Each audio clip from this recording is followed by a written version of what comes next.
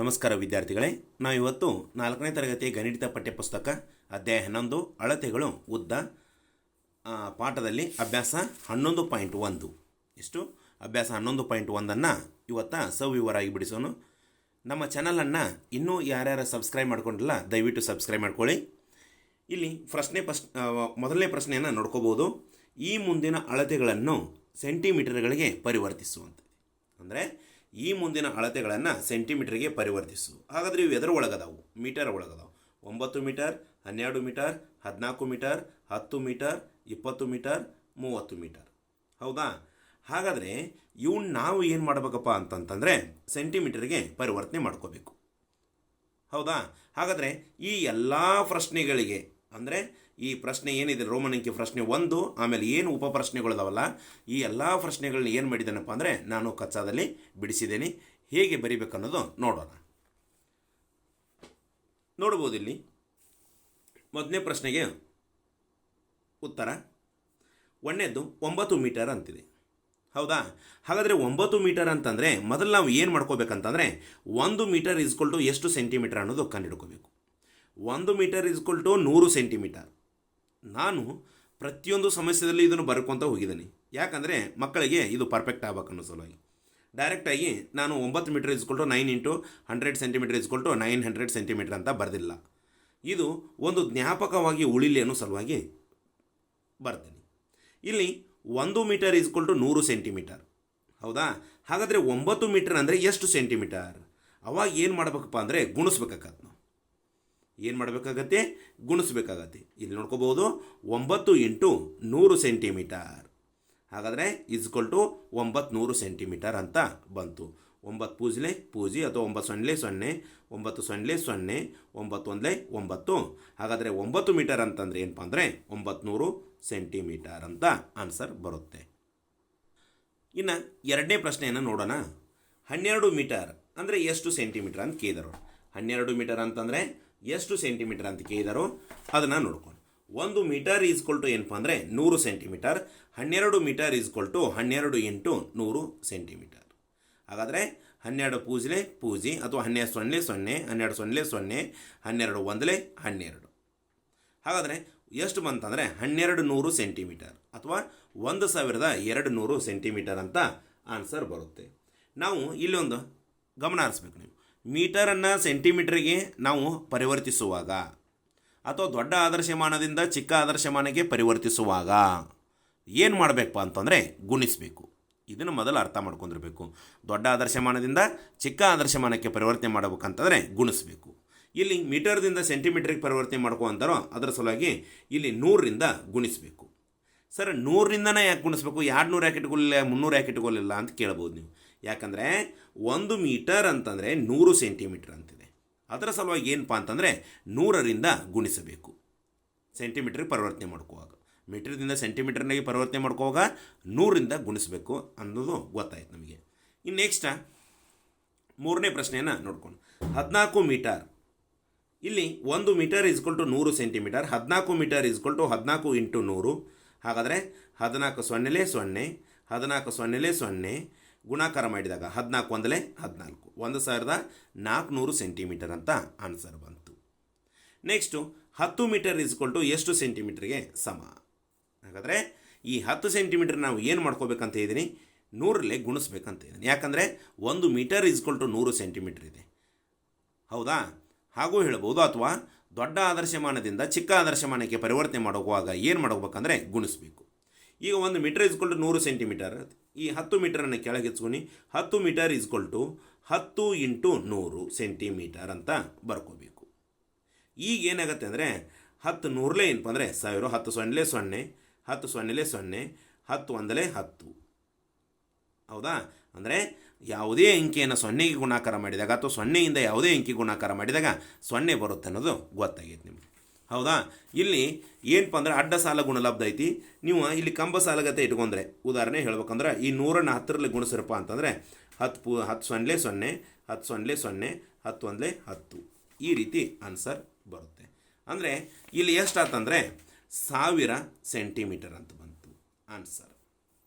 Next 5ನೇ ಪ್ರಶ್ನೆಯನ್ನು ನೋಡ್ಕೋಬಹುದು. 20 metre ಹೌದಾ? 20 ಮೀಟರ್ ಎಷ್ಟು ಸೆಂಟಿಮೀಟರ್ಗೆ ಸಮ ಅಂತ ಕೇಳಿದ್ರು.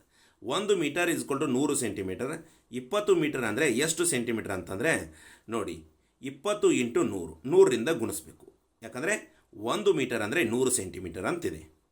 ಹಾಗಾದರೆ 20 ಇಂಟು 100 ಸೆಂಟಿಮೀಟರ್ ಗುಣಿಸಿದಾಗ ಏನಾಗುತ್ತೆ ಅಂದರೆ 2000 ಸೆಂಟಿಮೀಟರ್ ಅಂತ ಬರುತ್ತೆ. ಇಲ್ಲಿ ನೋಡ್ಕೋಬೋದು, 20 ಸೊನ್ನೆ 0, 20 ಸೊನ್ನೆ 0, 21 20. ಅಂದರೆ ಈ ರೀತಿ ಗುಣಾಕಾರ ಮಾಡೋದು. 100 ಇಂಟು 20, 20ರಲ್ಲೇ ಡೈರೆಕ್ಟ್ ಗುಣಿಸ್ತಾನೆ. 20 ಸೊನ್ನೆ 0, 20 ಸೊನ್ನೆ 0, 21 20, 2000 ಸೆಂಟಿಮೀಟರ್ ಅಂತ ಬರುತ್ತೆ. ಅಂದರೆ ಈ ಸೊನ್ನೆಯಿಂದ ಯಾವುದೇ ಅಂಕಿಗೆ ಅಥವಾ ಯಾವುದೇ ಅಂಕಿಯಿಂದ ಸೊನ್ನೆಗೆ ಗುಣಾಕಾರ ಮಾಡಿದರೆ ಸೊನ್ನೆನೇ ಬರುತ್ತೆ. ಇದು 2000 ಸೆಂಟಿಮೀಟರ್. ಇನ್ನು 6th ಒನ್ ಪ್ರಶ್ನೆಯನ್ನು ನೋಡ್ಕೋಬೋದು. 33 ಮೀಟರ್. 1 metre is equal to 100 centimetre. ಇದಕ್ಕೆ ಏನಪ್ಪ ಅಂದರೆ ನಿಯಮ ಹಚ್ಕೊಂಡ್ಬಿಟ್ಟೆ ನಾನು ಡೈರೆಕ್ಟ್. ಎಲ್ಲಿದ್ದರೂ ಹಚ್ಕೊಂಡ್ಬಿಟ್ಟೆ ಅಂದರೆ ಮಕ್ಕಳಿಗೆ ಒಂದು ಸ್ವಲ್ಪ ಪರ್ಫೆಕ್ಟ್ ಆಗೋ ಸಲುವಾಗಿ. ಹೌದಾ? ಇದನ್ನು ಏಕ ಬರೋದು 1 ಮೀಟರ್ ಅಂದರೆ ಎಷ್ಟು ಸೆಂಟಿಮೀಟರ್ ಅಂತ ಯಾರು ಕೇಳಿದರೆ 100 ಸೆಂಟಿಮೀಟರ್ ಅಂತ ಹೇಳಬೇಕಲ್ಲ. ಅದೇ ರೀತಿ ಅದರ ಸಲುವಾಗಿ ಇಲ್ಲಿ ಬರ್ಕೊಂಡೆ.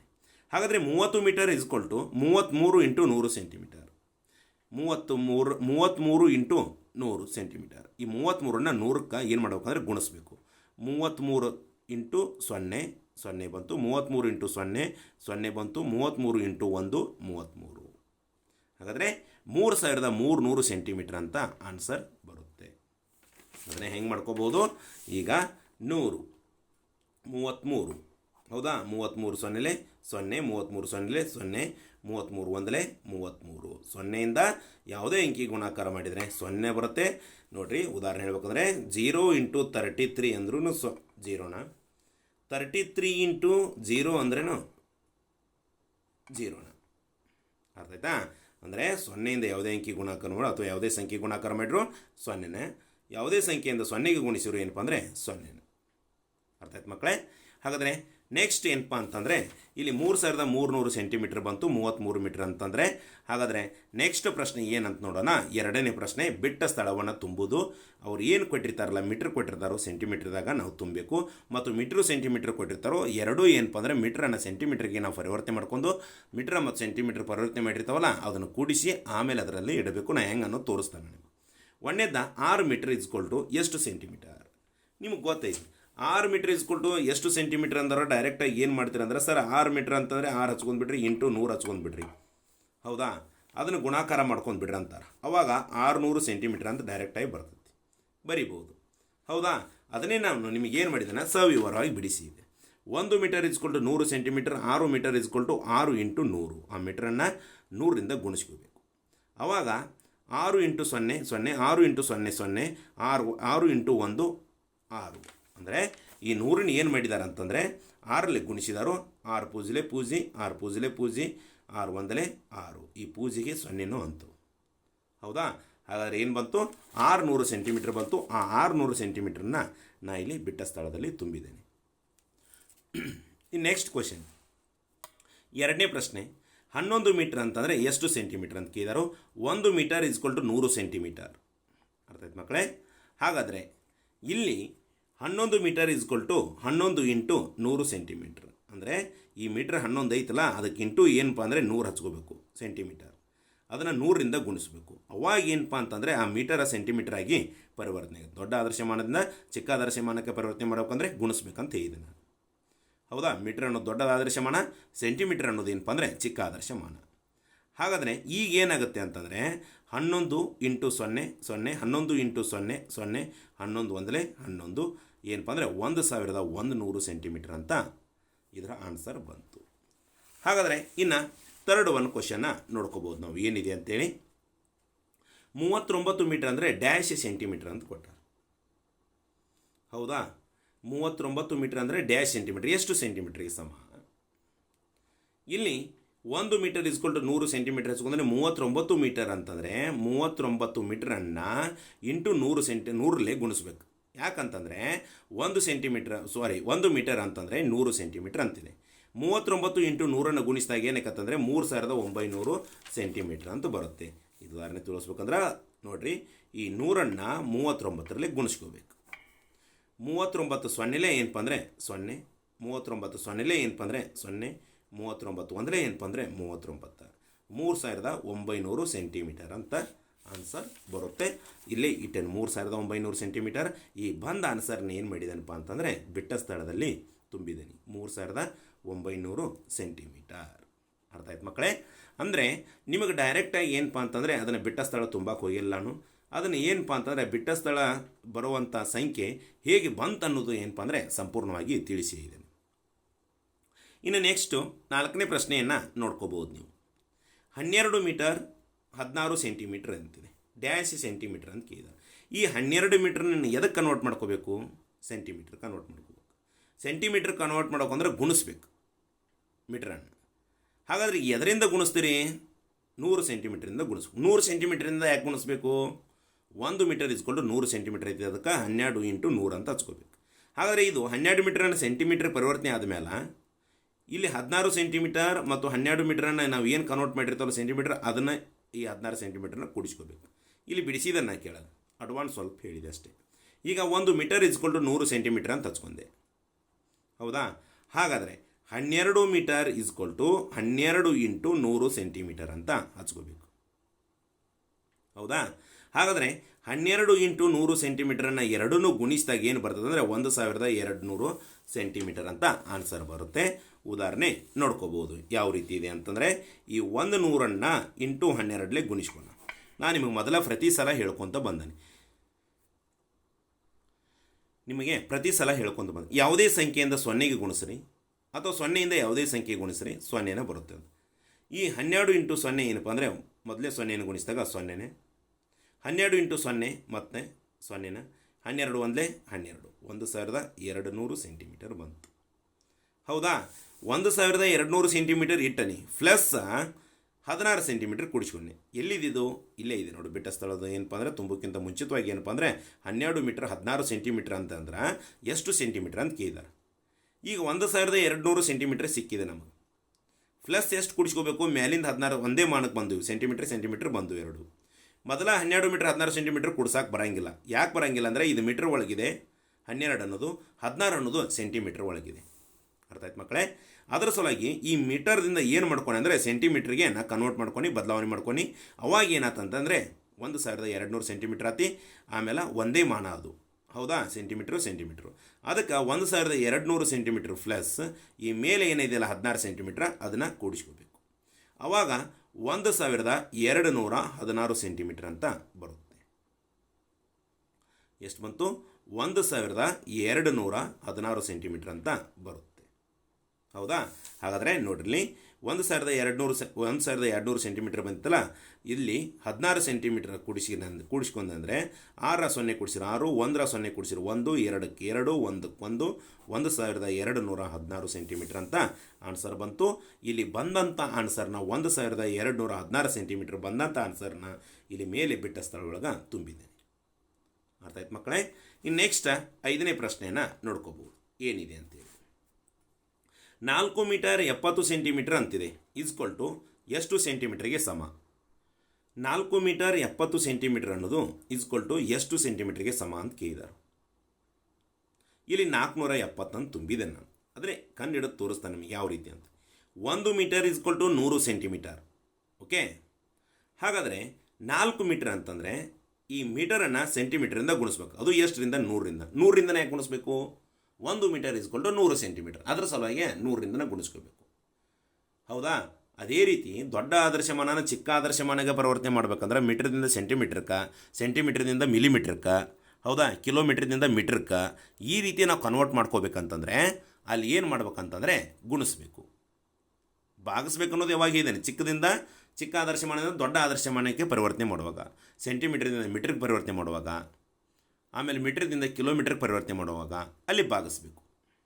ಅರ್ಥ ಆಯ್ತಾ? ಹಾಗಾದರೆ ಇಲ್ಲಿ ಗುಣಿಸ್ಬೇಕಂತ ಹೇಳಿ 4 ಮೀಟರ್ ಇಸ್ಕೊಲ್ಟು 4 × 100 ಸೆಂಟಿಮೀಟರ್. ಅರ್ಥ ಆಯ್ತು ಮಕ್ಕಳೇ? ಹಾಗಾದರೆ ಇಲ್ಲಿ 4 × 100 ಅಂತಂದರೆ 400 ಸೆಂಟಿಮೀಟ್ರ್ ಬಂತು, ಹೌದಾ? ಉದಾಹರಣೆ ಇಲ್ಲಿ ನೋಡ್ಕೊರಿ, 100 × 4. ನೀವು 4ರಿಂದ ಯಾವುದು 4ರಿಂದ 0ಯನ್ನು ಗುಣಿಸಿರೋ 0ನೇ ಬರುತ್ತೆ, 0ಯಿಂದ 4ನ್ನು ಗುಣಿಸಿರೋ 0ನೇ ಬರುತ್ತೆ. 4 × 0 0, 4 × 0 0, 4 1 4, 400 ಸೆಂಟಿಮೀಟರ್ ಅಂತ ಬಂತು, ಹೌದಾ? ಅಲ್ಲಿ ಮೇಲೆ ಮತ್ತೆ ನೋಡ್ರಿ 4 ಮೀಟ್ರನ್ನು ನಾವು ಸೆಂಟಿಮೀಟ್ರಿಗೆ ಪರಿವರ್ತನೆ ಮಾಡ್ಕೊಂಡಾಗ 400 ಸೆಂಟಿಮೀಟರ್ ಅಂತ ಬಂತು. ಇನ್ನು ಪ್ಲಸ್ ಏನು ಮಾಡಬೇಕು ಅಂದರೆ 70 ಸೆಂಟಿಮೀಟರ್ ಕೂಡಿಸ್ಕೋಬೇಕು, ಇಲ್ಲಿದೆ ಹೌದಾ. ಅದನ್ನು ಪ್ಲಸ್ 70 ಸೆಂಟಿಮೀಟರ್ ಕೂಡಿಸ್ಕೋಬೇಕು. ಕೂಡಿಸ್ಕೊಂಡಾಗ ಏನಾಗುತ್ತೆಪ್ಪ ಅಂತ ಪ್ಲಸ್ ಮಾಡ್ಕೊಂಡಾಗ 0ಗೆ 0, 7ಕ್ಕೆ 7, 4ಕ್ಕೆ 4, 470 ಸೆಂಟಿಮೀಟರ್ ಆನ್ಸರ್ ಬಂತು. ಓಕೆ, ಈ 470 ಸೆಂಟಿಮೀಟರನ್ನು ಬಿಟ್ಟ ಸ್ಥಳದಲ್ಲಿ ತುಂಬಿದ್ದೇನೆ, 470 ಸೆಂಟಿಮೀಟರ್ ಅಂತೇಳಿ. ತಿಳಿತಾ ಮಕ್ಕಳೇ? ಇನ್ನು ಲಾಸ್ಟ್ ಕ್ವಶನ್ ಏನಪ್ಪ ಅಂದರೆ ಥರ್ಡ್ ಕ್ವಶನ್ನ ಇಲ್ಲಿ ಏನಪ್ಪ ಅಂದರೆ ಹೊಂದಿಸಿ ಬರೆಯಿರಿ. ಆಮೇಲೆ ಇಲ್ಲಿ ಲೈನ್ ಹಾಕಿದರೂ ಅದ್ರಾಗ ತುಂಬಿದೆ ನಾನು. ಹಾಗಾದರೆ ಇಲ್ಲಿ ಎ ಮತ್ತು ಬಿ ಅಂತ ಕೊಟ್ಟರು. ಫಸ್ಟ್ ಇಲ್ಲಿ 4 ಮೀಟರ್, ಎರಡನೇ ಸೆಕೆಂಡ್ ಒಂದು 7 ಮೀಟರ್, ಥರ್ಡ್ ಒಂದು 7 ಮೀಟರ್ 20 ಸೆಂಟಿಮೀಟರ್, ಫೋರ್ತ್ ಒಂದು 4 ಮೀಟರ್ 50 ಸೆಂಟಿಮೀಟರ್. ನೀವು ಇಲ್ಲೇ ಡೈರೆಕ್ಟಾಗಿ ನೋಡ್ಕೋಬೋದು. ನೀವು 4 ಮೀಟರ್ ಅಂತಂತಂದರೆ ಏನು ಮಾಡ್ತೀರಾ? 100ರಿಂದ ಗುಣಿಸ್ಬೇಕಂತ ಹೇಳಿದ್ದಾರೆ. ಮೀಟ್ರದಿಂದ ಸೆಂಟಿಮೀಟ್ರಿಗೆ ಪರಿವರ್ತನೆ ಮಾಡ್ಕೋಬೇಕಂದ್ರೆ 100ರಿಂದ ಗುಣಿಸ್ಬೇಕಂತ ಹೇಳಿದ್ದಾರೆ. ಹಾಗಾದರೆ 100ರಿಂದ ಗುಣಿಸ್ಕೋಬೇಕಂದಾಗ 100 × 4, 4ಕ್ಕೆ ಈ 4 ಮೀಟ್ರನ್ನು ನಾನು ಏನು ಮಾಡ್ತಾನೆ 100ರಿಂದ ಗುಣಿಸ್ಕೋತೀನಿ. 4 0 0, 4 0 0, 4 1 4. ಹಾಗಾದರೆ 4 ಮೀಟರ್ ಅಂತಂತಂದರೆ 400 ಸೆಂಟಿಮೀಟರ್ ಅಂತ ಅರ್ಥ. ಇಲ್ಲಿ 4 ಮೀಟರ್ ಕೊಟ್ಟಾರೋ ಹೌದಾ. 400 ಸೆಂಟಿಮೀಟರ್ ಎಲ್ಲಿದೆ? ಇಲ್ಲಿದೆ. ಇಲ್ಲಿ ಡೈರೆಕ್ಟಾಗಿ ಏನು ತುಂಬಿದ್ದೇನೆ ಅಂದರೆ ಇದ್ರ ಸೀದಾ 4 ಮೀಟರ್ ಅಂದರೆ 400 ಸೆಂಟಿಮೀಟರ್ ಅಂತ ತುಂಬಿದ್ದೀನಿ. ಅರ್ಥ ಆಯ್ತು ಮಕ್ಕಳೇ? ಇನ್ನು ನೆಕ್ಸ್ಟು 7 ಮೀಟರ್. ಈ 7 ಮೀಟರನ್ನು ಸೆಂಟಿಮೀಟರ್ಗೆ ಪರಿವರ್ತನೆ ಮಾಡಬೇಕಂದ್ರೆ 100ರಿಂದ ಗುಣಿಸ್ಕೋಬೇಕು. ನೋಡಿ, 100 × 7, 7 0 0, 7 0 0, 7 1 7. ಹಾಗಾದರೆ ಏನು ಬಂತಿಲ್ಲ? 700 ಸೆಂಟಿಮೀಟರ್ ಅಂತ ಬಂತು. ಹೌದಾ? 7 ಮೀಟರ್ ಅಂತಂದರೆ ಈ 7 ಮೀಟರ್ ಅಂತಂದರೆ 700 ಸೆಂಟಿಮೀಟರ್ ಬಂತಾ? ಹಾಗಾದರೆ ಡೈರೆಕ್ಟಾಗಿ ಏನು ಮಾಡಿದ್ದಾನೆ ಅಂದರೆ ಇಲ್ಲಿ 700 ಸೆಂಟಿಮೀಟರ್ ಇದೆ, ಅದನ್ನು ಇಲ್ಲಿ ತೊಗೊಂಡು ಬರ್ತಾನೆ. ಇದರ ಸೀದಾ ಬರಿಬೇಕು, 700 ಸೆಂಟಿಮೀಟರ್ ಅಂತ ಬರದೆ. ಇನ್ನು 7 ಮೀಟರ್ 20 ಸೆಂಟಿಮೀಟರ್ ಅಂತಿದೆ. ಹೌದಾ? 7 ಮೀಟರ್ 20 ಸೆಂಟಿಮೀಟರ್ ಏನು ಮಾಡ್ಬೇಕಂದ್ರೆ ಸೆಂಟಿಮೀಟ್ರಿಗೆ ಕನ್ವರ್ಟ್ ಮಾಡ್ಕೋಬೇಕು ನಾವು. ನಿಮಗೆ ಹೇಳಿ ಅದನ್ನು. ಇಲ್ಲಿ ಏನು ಕೊಟ್ಟಾರಂದರೆ 7 ಮೀಟರ್ 20 ಸೆಂಟಿಮೀಟರ್ ಅಂತಿದೆ. 1 ಮೀಟರ್ = 100 ಸೆಂಟಿಮೀಟರ್. ಹೌದಾ? 7 ಮೀಟರ್ 20 ಸೆಂಟಿಮೀಟರ್ ಅಂತಂದರೆ ಇಲ್ಲಿ 1 ಮೀಟರ್ = 100 ಸೆಂಟಿಮೀಟರ್ ಅಂತ ಬರ್ಕೊಂಡೆ. ಹೌದಾ? ಅದನ್ನು ಬರ್ಕೊಲೇಬೇಕು. 7 ಮೀಟರ್ ಅಂತಂದರೆ ಹೌದಾ, 7 ಮೀಟರ್ ಅಂತಂದರೆ 7 × 100 ಸೆಂಟಿಮೀಟರ್ಗೆ ಗುಣಿಸ್ಕೋಬೇಕು. ಅಂದರೆ ಈ ಮೀಟ್ರನ್ನು 100ರಿಂದ ಗುಣಿಸ್ಕೋಬೇಕು. ಹೌದಾ? ಗುಣಿಸ್ಕೊಂಡಾಗ ಏನಾಗುತ್ತೆ? 7 0 0, 7 0 0, 7 1 7, 700 ಸೆಂಟಿಮೀಟರ್ ಅಂತ ಬಂತು. ಇನ್ನು ನೆಕ್ಸ್ಟ್ ಅದ್ರ ಜೋಡಿ ಈ ಸೆಂಟಿಮೀಟ್ರ್ ಕನ್ವರ್ಟ್ ಮಾಡ್ಕೊಂಡು ಆಮೇಲೆ ಈ 20 ಸೆಂಟಿಮೀಟ್ರನ್ನ ಪ್ಲಸ್ ಮಾಡ್ಕೋಬೇಕು. ಹೌದಾ? 20 ಸೆಂಟಿಮೀಟ್ರ್ ಪ್ಲಸ್ ಮಾಡ್ಕೊಂಡ್ರೆ ಎಷ್ಟಾತಿ? 720 ಸೆಂಟಿಮೀಟರ್ ಬಂತು. ಹೌದಾ? ಹಾಗಾದರೆ 720 ಸೆಂಟಿಮೀಟ್ರ್ ಏನು ಮಾಡಿದಾನಪ್ಪ ಅಂತಂದರೆ ಇಲ್ಲಿ ಬರ್ತಾನೆ. ಇಲ್ಲಿ 7 ಮೀಟರ್ 20 ಸೆಂಟಿಮೀಟರ್ ಅಂತಂದರೆ 720 ಸೆಂಟಿಮೀಟರ್ ಅಂತ ಬರ್ತಾನೆ. ಅರ್ಥ ಆಯ್ತಾ? ಇನ್ನು ನೆಕ್ಸ್ಟ್ 4 ಮೀಟರ್ 50 ಸೆಂಟಿಮೀಟರ್ ಅಂತಿದೆ. ಈ 4 ಮೀಟ್ರನ್ನು ನಾವು ಏನಪ್ಪ ಅಂದರೆ ಸೆಂಟಿಮೀಟ್ರ್ ಕನ್ವರ್ಟ್ ಮಾಡಿಕೊಂಡಾಗ 100ರಿಂದ ಗುಣಿಸ್ಕೋಬೇಕಂತ ಇದನ್ನು. ಹಾಗಾದರೆ 4 × 100 ಸೆಂಟಿಮೀಟರ್. ಹೌದಾ? ಅವಾಗ ಏನಕ್ಕಂತಂದರೆ 400 ಸೆಂಟಿಮೀಟರ್ ಅಂತ ಬಂತು. ಪ್ಲಸ್ ಎಷ್ಟು ಸೆಂಟಿಮೀಟ್ರಿಗೆ ಮಾಡ್ಕೋಬೇಕದನ್ನು ಮತ್ತೆ ಪ್ಲಸ್ 50 ಸೆಂಟಿಮೀಟರ್ ಕೂಡಿಸ್ಕೋಬೇಕು. ಅವಾಗ ಏನಾಗುತ್ತೆ? 400 ಸೆಂಟಿಮೀಟರ್ ಪ್ಲಸ್ 50 ಸೆಂಟಿಮೀಟರ್ ಅಂದರೆ ಈ ಮೀಟರನ್ನು ನಾ ಏನು ಮಾಡಿ ಅಂದರೆ ಸೆಂಟಿಮೀಟ್ರ್ ಕನ್ವರ್ಟ್ ಮಾಡ್ಕೊಂಡು ಸೆಂಟಿಮೀಟ್ರ್ ಕನ್ವರ್ಟ್ ಆದಮೇಲೆ ಏನಪ್ಪ ಅಂತಂದರೆ ಈ ಸೆಂಟಿಮೀಟ್ರು 400 ಸೆಂಟಿಮೀಟ್ರು ಮತ್ತು 50 ಸೆಂಟಿಮೀಟ್ರು ಒಂದೇ ಮಾನ ಅದು, ಒಂದೇ ಆದರ್ಶ ಮಾನ ಅದು. ಅವಾಗ ಕೂಡ್ಸಕ್ಕೆ ನಡೀತೈತಿ. ಇಲ್ಲಿ 4 ಮೀಟ್ರ್ ಮತ್ತು 50 ಸೆಂಟಿಮೀಟ್ರ್ ಕೂಡಿಸಿ ಬರಿ ಅಂದ್ರೆ ಬರೆಯಕ್ಕೆ ಬರೋಲ್ಲ.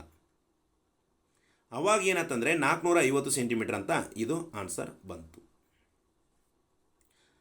ಹೌದಾ? ಇಲ್ಲಿ ಏನು ಮಾಡಿದಾನಂತಂದರೆ 4 ಮೀಟರ್ 50 ಸೆಂಟಿಮೀಟರ್ ಅನ್ನೋದ 450 ಸೆಂಟಿಮೀಟರ್ ಅಂತ ಆನ್ಸರ್ ಬರ್ತೇನೆ. ಅರ್ಥ ಆಯ್ತು ಮಕ್ಕಳೇ? ಹಾಗಾದರೆ ಇಲ್ಲಿ ಪ್ರತಿಯೊಂದು ಪ್ರಶ್ನೆಗೂ ಏನಪ್ಪ ಅಂದರೆ ಒಟ್ಟು ಪ್ರಶ್ನೆಗಳು 3, ಅದರ ಪ್ರತಿಯೊಂದು ಪ್ರಶ್ನೆಗೂ ಸವಿವರವಾಗಿ ಉತ್ತರವನ್ನು ಇಲ್ಲಿ ನಾವು ಕಂಡುಕೊಂಡು ಅಂತ ಹೇಳ್ಬೋದು. ಯಾವುದೇ ಒಂದು ಪ್ರಶ್ನೆಗೆ ಏನಪ್ಪ ಅಂತಂದರೆ ನಾವು ಉತ್ತರವನ್ನು ಕಂಡುಕೊಂಡಿಲ್ಲ ಅಂತ ಹೇಳೋಕ್ಕಾಗೋದಿಲ್ಲ. ಎಲ್ಲ ಪ್ರಶ್ನೆಗಳಿಗೆ ಏನಪ್ಪ ಅಂದರೆ ಸವಿವರವಾಗಿ ಉತ್ತರವನ್ನು ನೋಡಿದೆವು. ಅದೇ ರೀತಿ ಏನಪ್ಪ ಅಂದರೆ ಬಿಟ್ಟ ಸ್ಥಳ ಸಹ ಏನಪ್ಪ ಅಂತಂದರೆ ನಿಮಗೆ ಬಿಡಿಸೇ ಇಲ್ಲಿ ಬಿಟ್ಟ ಸ್ಥಳವನ್ನು ತುಂಬಿದೆ. ಅರ್ಥ ಆಯ್ತಾ? ಅಂದರೆ ಡೈರೆಕ್ಟಾಗಿ ಬಿಟ್ಟ ಸ್ಥಳವನ್ನು ತುಂಬಿಲ್ಲ. ಆ ಲೆಕ್ಕ ಮಾಡಿ ಏನಪ್ಪ ಅಂದರೆ ಬಿಟ್ಟ ಸ್ಥಳವನ್ನು ತುಂಬಿದೆ. ನೀವು ಪಕ್ಕಾದ ಬರೀಬೇಕಂತಂದರೆ ಡೈರೆಕ್ಟ್ ನೀವು ಬಿಟ್ಟ ಸ್ಥಳ ಹಾಕೊಂಡು ಬರ್ರೂ ನಡೀತೈತಿ, ಇದನ್ನು ಬರ್ರೂ ನಡೀತೈತಿ. ಅಂದರೆ ಏನಪ್ಪ ಅಂದರೆ ಇದನ್ನು ಬರೆದ್ರೆ ಏನಾಗ್ತದೆ, ಹೇಗೆ ಬಂತು ಅನ್ನೋದು ಸಲುವಾಗಿ ಏನಪ್ಪ ಅಂದರೆ ಇಲ್ಲಿ 1216 ಹೇಗೆ ಬಂತು ಅನ್ನೋದು ತಿಳಿಸಿ ಇಲ್ಲಿ ಬರ್ದೆ ನಾನು. ಹೌದಾ? ಈ ರೀತಿ ಏನಪ್ಪ ಅಂದರೆ ಸವಿವರವಾಗಿ ನಿಮಗೆ ಎಲ್ಲ ಅಭ್ಯಾಸ 11.1 ಏನಪ್ಪ ಅಂದರೆ ಬಿಡಿಸಿದವು ಅಂತ ಹೇಳ್ಬೋದು. ನೆಕ್ಸ್ಟ್ ಇನ್ನು 11.2 ಏನಪ್ಪ ಅಂದರೆ ಅಳತೆಗಳು ಮತ್ತು ಉದ್ದ ಅಭ್ಯಾಸಕ್ಕೆ ಸಂಬಂಧಪಟ್ಟಂಗೆ 11.2 ಮುಂದಿನ ಅವಧಿಯಲ್ಲಿ ನೋಡೋಣ ಅಂತ ಹೇಳಿ ಇಷ್ಟು ಹೇಳಿ ಅಭ್ಯಾಸವನ್ನು ಇಲ್ಲಿಗೆ ಮುಕ್ತಾಯ ಮಾಡ್ತೀನಿ. ಯಾರ್ಯಾರು ನಮ್ಮ ಚಾನಲವನ್ನು ಇನ್ನೂ ಸಬ್ಸ್ಕ್ರೈಬ್ ಮಾಡ್ಕೊಂಡಿರಲ್ಲ ದಯವಿಟ್ಟು ಸಬ್ಸ್ಕ್ರೈಬ್ ಮಾಡ್ಕೊಳ್ಳಿ ಮತ್ತು ಶೇರ್ ಮಾಡಿ ಅಂತ ಹೇಳ್ತಾ ಇಲ್ಲಿಗೆ ಏನಪ್ಪ ಅಂದರೆ ಈ ಅಭ್ಯಾಸವನ್ನು ಮುಕ್ತಾಯ ಮಾಡ್ತೀನಿ. ಎಲ್ಲ ವಿದ್ಯಾರ್ಥಿಗಳಿಗೂ ಧನ್ಯವಾದಗಳು.